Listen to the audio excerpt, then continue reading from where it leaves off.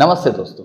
आज हम लेकर आए हैं मोल कॉन्सेप्ट, जो कि केमिस्ट्री का एक ऐसा कॉन्सेप्ट है जो जब तक आप केमिस्ट्री पढ़ रहे हो तब तक आपके काम में आ सकता है। ये मोल कॉन्सेप्ट जो है उसको समझने के लिए हम देखते हैं कि कोई भी कुछ बहुत ज़्यादा क्वांटिटी जो होती है उसको सिंपली वे में डिस्क्राइब कर किया जाता है। जैसे कि हम कुछ वर्ड यूज़ करते हैं एक लार्ज क्वांटिटी को सिंपल वे में डिस्क्राइब करने के लिए। जैसे कि 1 डज़न यूज़ होता है 12 नंबर ऑफ ऑब्जेक्ट्स, 1 कॉडी 20 number of objects, same way 1 मण 40 KG of matter and 1 ton 1000 KG of matter. जैसे कि रूटीन में हम इसको कैसे अप्लाई करते हैं? जैसे 1 डज़न हम बनाना के लिए यूज़ करते हैं, मतलब 12 बनाना।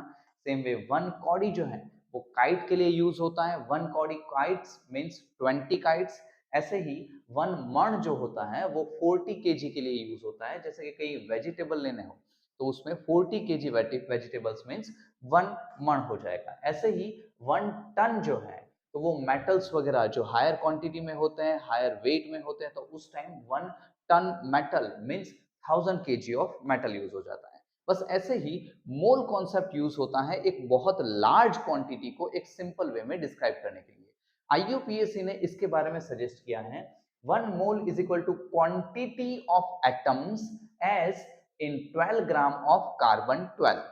यहाँ पर जो कार्बन 12 लिखा हुआ है वो कार्बन का एक आइसोटॉप है। कार्बन के और भी आइसोटॉप होते हैं जिसमें से कार्बन 12 जो है वो एक आइसोटॉप।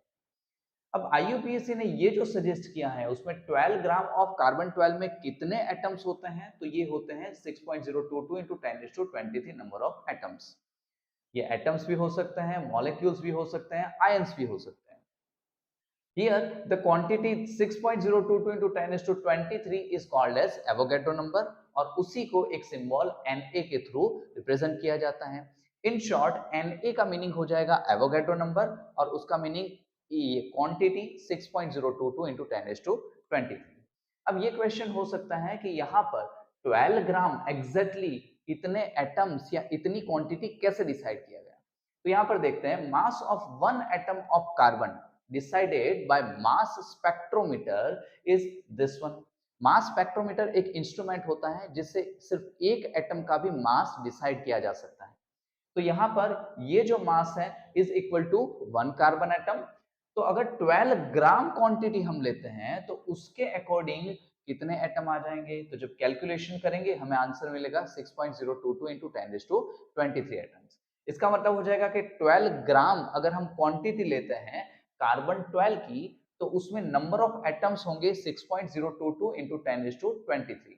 उसी को हम बोल देते हैं 1 मोल ऑफ एटम्स। अब इसी को थोड़ा और समझने के लिए कुछ एग्जांपल्स देखते हैं। जैसे कि यहाँ पर अगर हम बात कर रहे हैं 1 मोल KCl तो उसका मीनिंग हो जाएगा ये इतने मॉलिक्यूल्स ऑफ KCl, जिसमें से K और Cl दोनों इतने ही क्वांटिटी में होंगे। ऐसे ही दूसरा एक एग्जांपल जिसमें 1 मोल NaOH की बात करते हैं तो मतलब इतने मॉलिक्यूल्स ऑफ NaOH, जिसका मीनिंग हो जाएगा each atom sodium oxygen hydrogen will be of this much of quantity।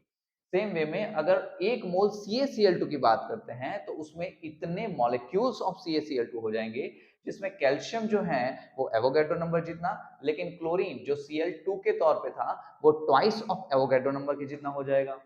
Same way में अगर 1 मोल H2SO4 की बात करेंगे तो मतलब एवोगैड्रो नंबर जितने H2SO4 मॉलिक्यूल्स, अब उसमें नंबर ऑफ सल्फर एटम तो एवोगैड्रो नंबर जितने हैं, लेकिन नंबर ऑफ हाइड्रोजन एटम्स जो हैं वो ट्वाइस ऑफ एवोगैड्रो नंबर हो जाएंगे।